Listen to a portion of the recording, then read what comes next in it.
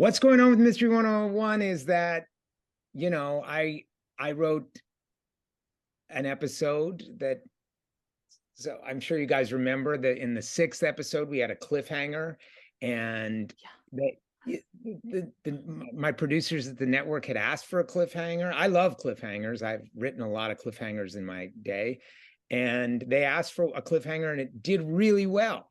And at that point, they knew we were going to do a 7th episode. So I knew that the story with her uncle was going to come. That was going to be what the 7th episode was going to be about. And they said, give us another cliffhanger. And I said, okay, sure.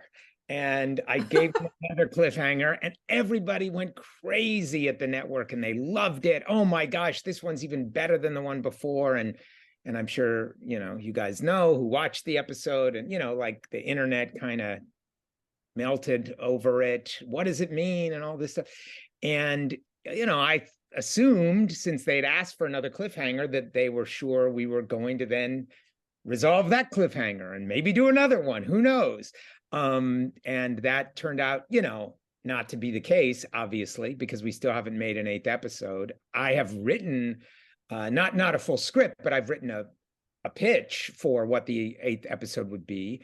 And what I can say in a way of hopefully placating some of the more ardent fans who take this stuff really to heart, that it's not going to end badly for Amy and Travis. I can promise that. If we get to make an 8th episode, people are not, it's not going to be like, Bleak House or something all of a sudden, because there's lots of, as you can tell from the show, the hallmark of the show is we're emotionally honest with the characters, but we also have lots of labyrinthine twists and turns, and that would be the case with episode 8, and I think in really surprising ways. I think it is Words Can Kill. That's my favorite, because I think the mystery is really terrific. It's about books, and I love books. It's about, it's about writing and how powerful writing is and how powerful books are. And I mean, powerful enough that, they can lead to murder. Right. And, Robin, who played Graham, is so fantastic. He's fantastic in the entire series, but that's really an episode where he gets to, come up and kind of with Jill and Chris and be, working, as a co-star with, I mean, he was always a co-star, whatever the terms mean, but he gets more to do in that, and he's so good. And then the character of Celia was, I think, really, really tremendous, and the actress who played her is so fantastic. And so that whole cast was fantastic. So I just thought they did such a great job producing that one. But I think the story is like my favorite. I think I think Mystery 101 is elevated in a way. When I was brought in to write the show, part of my mandate was, let's try to raise the bar in what we're doing. So let's have characters that are smart. I mean, our lead character is literally a literature professor, so she's really intelligent. Her father is a emeritus professor and writer, so he's really smart. Travis is really smart, so we have really smart characters, and I think that's a big part of it. And then therefore the people that surround them, by and large, including the suspects of a case, they have to be smart too. So I do think that there's a level of intelligence beyond the puzzle solving level. And I think the puzzles are good, but in a way, I kind of feel like I agree with Ryan Johnson. Like, I don't really care. Like, if people figure it, like sometimes people will say on social media, I figured it out, or I think Eric said that on an episode of the podcast, like, oh, I knew who it was by like, the 7th commercial breakers. And that's fine. I don't care. I mean, that's great. I mean, in a way, that's great. That's like, well, we have a smart audience. Good. You should figure it out. In fact, you should be able to figure it out. But what I think, it's not that kind of intelligence that I'm talking about. It's the and like I said, it's a level of emotional intelligence too that I think the show has, and an emotional honesty that I think the show has, in terms of the relationships between the characters, um, and just a complexity, I think. And then I think the cast and the directors and the designers, the costume designer, who's really, really wonderful, and the, who brings a lot of the character out in the wardrobe. But, all of that stuff, they also got the same mission or mandate, which is let's raise the bar and let's make this, elevated. And I think then what's happened on the network too is that Mystery 101 kind of push things in a certain direction. I think since then, a lot of stuff has been trying to aim for that and go above it. So I think it's, I would say, intelligence and like I said, emotional intelligence or emotional complexity. And without saying the dialogue, part of that is in the dialogue. It's the way they talk to each other.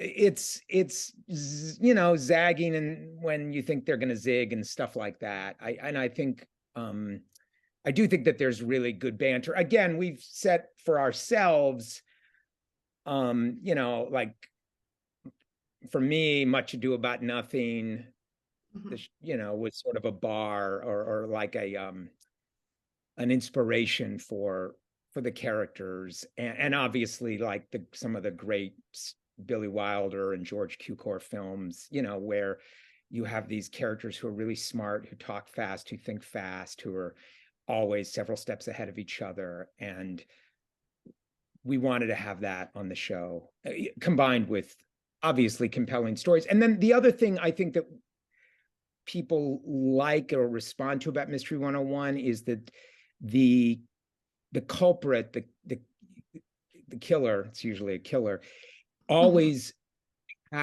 has that you can relate to their motive. Hopefully you can, that they're not just sociopaths or psychopaths, but that they actually have some compelling reason. Not to excuse murder, certainly not, but you should at least understand why they've done it. And you might even be able to say, wow, I wouldn't have gone to murder, but I can relate to what led them to this choice.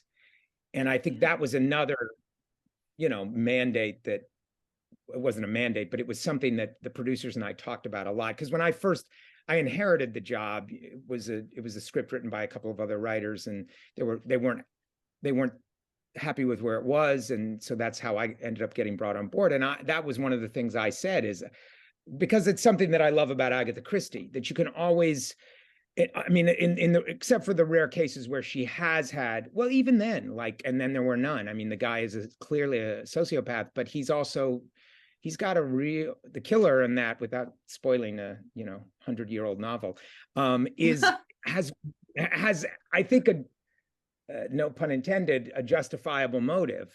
I say this because he's a judge, but he has a justifiable motive for why he does the things that he does. And I think Agatha Christie, that was coming from her. So anyway, I think that's a big compelling reason that people like the show, is at the end of the day, you don't just feel like, oh, one of those seemingly nice people turned out to be crazy, and then, either you figured it out or you didn't, and then, on to the next load of laundry. Yeah, that was an original pitch I had for an 8th Mystery 101 that didn't work for me, but I had pitched the idea and it didn't work. And so I put that aside and I pitched this other idea, which I like much more. And then, the show got put on hold. And so then my producers said, hey, that idea that we killed for Mystery 101, what about returning to that, just the basics, like the barest bones of the sort of whodunit part of the structure, and could we build a new mystery around that? And I said, yeah, sure. So that's where that came from. There's some truth to that. I've pitched a lot of, you pitch a lot of things, and this is sort of the way it works. Sometimes an idea takes, and sometimes it's just not the right one, and it felt like definitely not the right one for Travis and Amy. It was pretty labyrinthine, and it does. I'll tell you, the original idea doesn't really resemble what Francesca Quinn is either, because the original idea was much more labyrinthine, and the who done it was different. I mean, well, obviously it doesn't even relate, but so a tremendous amount changed from what I originally pitched. But yeah, anyway, treat them like adults who are complicated people and have justifiable reasons for not getting together immediately. And that's a challenge, honestly, because adults can get together quickly if they want to. But I think we did a good job with that. And yet then when we did get them together, and they did kiss, and then it was like, and then he had to go to Chicago and testify in this case, so I think we did a good job for the two movies that followed their kissing of maintaining. I mean, obviously the ratings kept going up. So I don't think people felt like the show went to trash after they kissed. I do think that if we get a chance to make number 8, there will be a lot of tension in that one in a different way, in ways that people won't necessarily expect. I don't want to spoil anything about the plot, but you can tell us. We won't tell anyone. There will be surprises. There will be lots of surprises, but I think we're finding ways to maintain that tension, which doesn't have to be a will they won't they tension. There's lots of different. I mean, you guys are adults, every relationship has lots of tension. It's different things that are keeping it off. Don't tell my wife that. Right. I think that there are, and again, another great reference is the Nick and Nora Charles movies, the Thin Man movies, where, the first one is based on the Dashiell Hammett novel, and they're already a couple in that movie and in the book, and yet they, manage to have tremendous banter and still have sexual tension, even though they're married.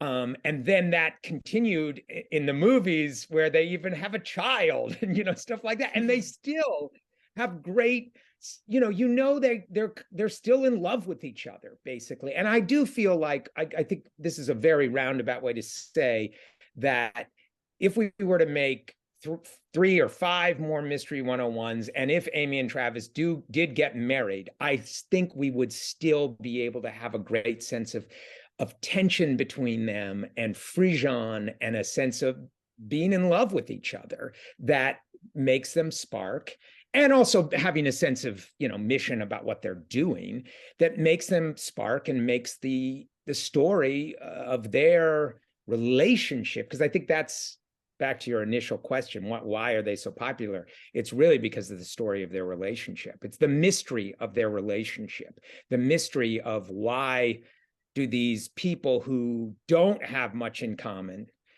why are they so right for each other? And I think it's the solving of that mystery that the audience does that keeps people engaged. For me, the thing is to try to avoid formula, to try to, even with, and again, I think Hallmark, any network will have certain things that they want or think they want. But I was really, really fortunate when I came in on Mystery 101 that Mary Beth and Emily, who were the producers of that, for whatever reason, I was there at the right time, and they had a mandate to push things and to not do that people were getting tired of the by the numbers thing. Here's the plucky young woman who runs, whatever. A store or a place where the mind isn't terribly engaged necessarily. And and here's a cop who's not going to let her in and not let her be involved. And we played that beat for 2 acts of Mystery 101. But I think very quickly, Travis was like, you're smart. oh, good at this. You know, I mean, if from in their first interaction, he recognizes how smart she is and how intuitive she is and how good she is at picking up on details. And obviously, she's an expert in a different way. But she's an expert about something that mattered. So all I would say to people who want to write one of these things is just do something different, push the boundaries, and also be true to yourself. I mean, to quote the great Mark Twain, write what you know. And so write from yourself, write from your life. So even, you know, not that I've ever been involved in a homicide or the investigation of a homicide, but, you know, I love murder mysteries, obviously. I mean, there's a lot of me and Amy for sure, but there's also a lot of me and Travis, you know, in terms of the kind of person that I am and the person that character, you know, so you got to, and you know, Graham and all of them, right? And you got to pour yourself into the story too. So I think that's the really important thing. Like, don't think just because you're writing genre, it shouldn't be true and you know, truthful to you. I mean, some of my favorite, you know, John le Carré is one of my favorite writers, and for a long time he was just considered a spy novelist, and eventually, you know, it took decades, and eventually people started to say he might actually be one of the greatest novelists of the 20th century who just happens to write spy books. And I think that's true. I got the call on Friday. Okay, so you had a little heads up. Yeah. Okay. And I was asked if I would, you know, post about it once I got the green light, and so yeah. Okay, probably not the best one, but once again, we talked. There is a business. Yeah, I mean, you know, things happen. Yeah, things happen. I mean, I don't think it's terribly, it's not wonderful or you know, joyful for, you know, the fans to get too obsessed with the way in which information is delivered. You know, it's a human business, and there's human error, and you know, I think that's all we really need to say. All right. Have you talked to Chris, Amy, and any of the other staff or the Jill, executives? Yeah. Oh, sure. Of course. I talked to my producer, and she's the one who gave me the news. And I talked to Chris. I've been in touch with Jill. Yeah. You know, it's a loss. I mean, when there's a loss, there's sorrow. And it's important to acknowledge that and be real about it. And that's certainly real for me. I mean, the nature of life is that things, you know, nothing really ends. It simply transforms. That's, I mean, and as a Buddhist, I know you and I have talked about my practicing SGI Buddhism, but that's really, I mean, science has verified that, right? Even in a black hole, matter isn't destroyed. It transforms into something else. So I find that that's such a much more helpful and beneficent way to look at even death, you know, even the death of a loved one or a family member. You know, you have to look at their life as transforming, not being over. Nothing's over. You know, when your Swiss watch breaks, you don't open it up and try to fix it. I wouldn't open it up and try to fix it, because I'd end up using a hammer, and then I would destroy it. It is a complex mechanism. There's a lot going on, and again, it's run by human beings too, so there's a lot of human factors. But so I don't even know what's going on. I mean, I've never, I think I shared this in the last podcast. I've never even been to the Hallmark headquarters in LA. Never in my life. I've been working with them for 5 years now, 6 years. And I've never, you know, and I don't know most of the people that work there. There's hundreds and hundreds of people. And so these are complicated decisions. And I don't even know, believe me, I have no idea what all went into this decision. And quite candidly, it's not for me to ask. That's not part of my purview as a writer, as a storyteller. You know, you know, all I would ask of the fans is it's funny you use the term scapegoat, because I think everybody knows what a scapegoat is, or at least colloquially we use that expression, but literally this was an idea that, you know, and you can read about this in the Bible, in Leviticus, where a goat would be sent into the wilderness after the priest had symbolically laid all the sins of all the people. So this was a way of absolving people of sins. They would say, okay, we're going to take all of your sins and we're going to lay them all on this goat. And then we're going to release the goat into the wilderness, and then we'll be free of sins. Now, that's a cool metaphor, right? But it's not really a cool truth, because it's not real. That's not how life works. And, goats can't take on, again, back to Buddhism, the law of cause and effect is strict. And you can't just pass all your stuff off onto a goat. And so colloquially, we have come to use the term scapegoat to mean someone who will take the blame. But that's an unhappy way to live. I mean, just not to put too fine a point on it.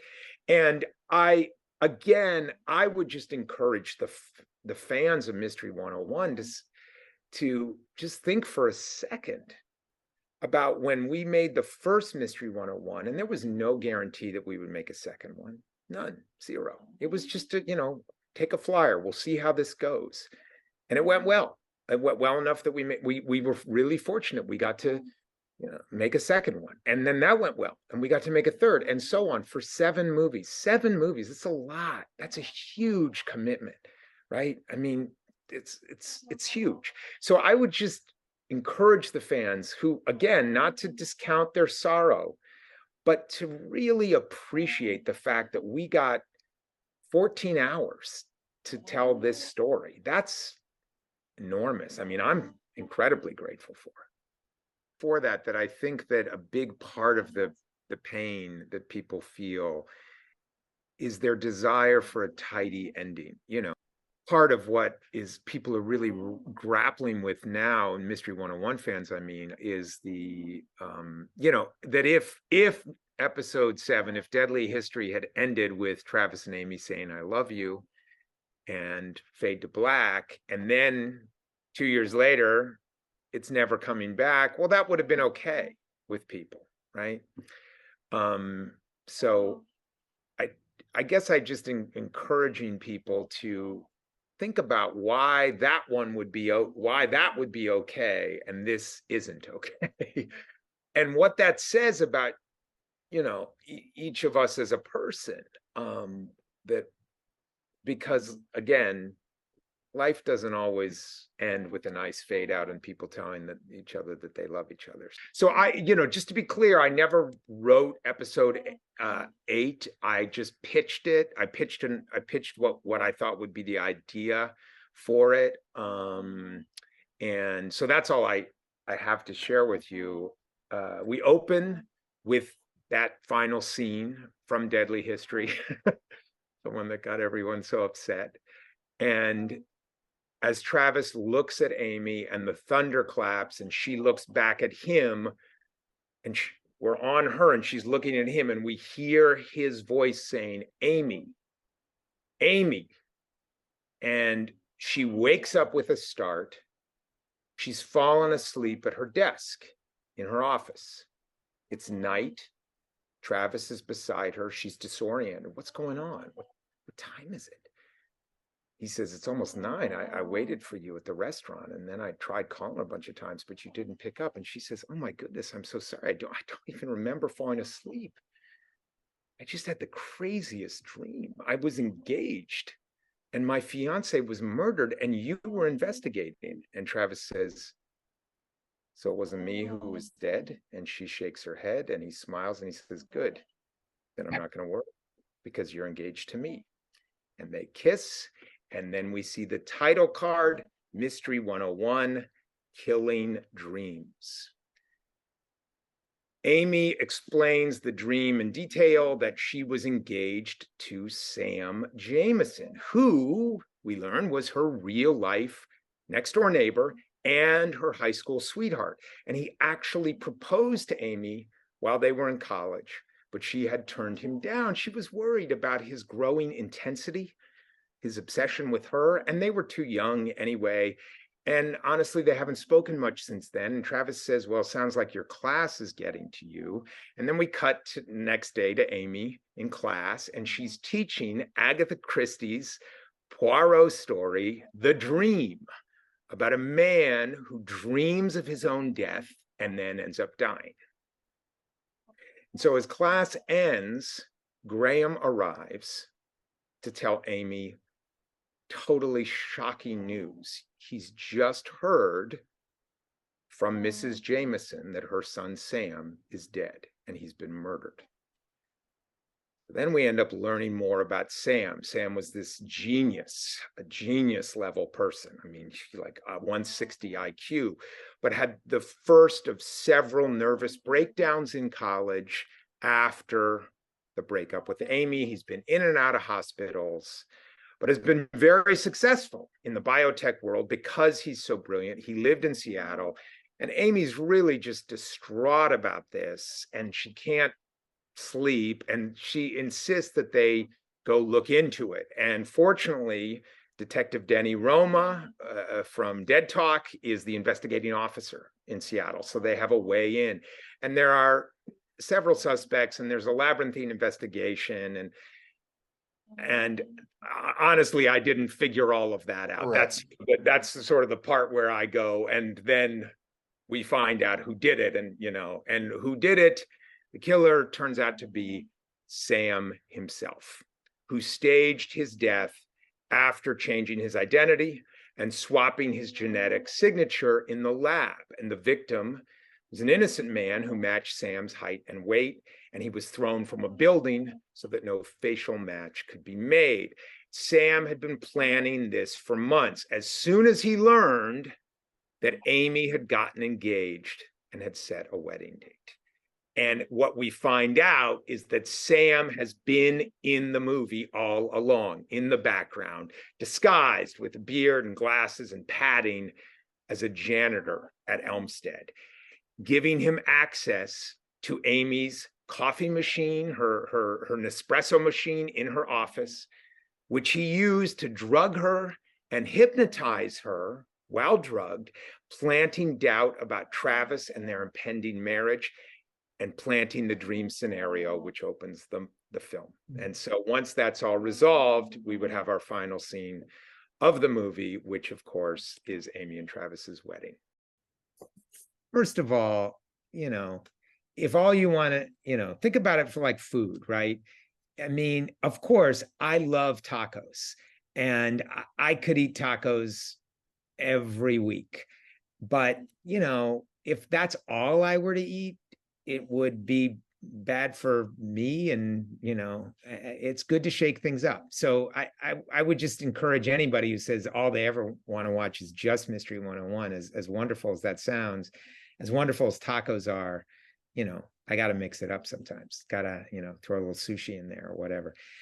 As far as, getting them excited to watch this, well, I mean, as wonderful as Chris and Jill and Robin and all the actors are on Mystery 101, I think they would be the first to tell you. I mean, Chris just told it to me the other day, like, we're nothing without the script. And so, I'm the person that, so if you like Mystery 101, I'm certainly part of the reason you liked it. My writing, which, my mind, my heart, that gave birth to Mystery 101.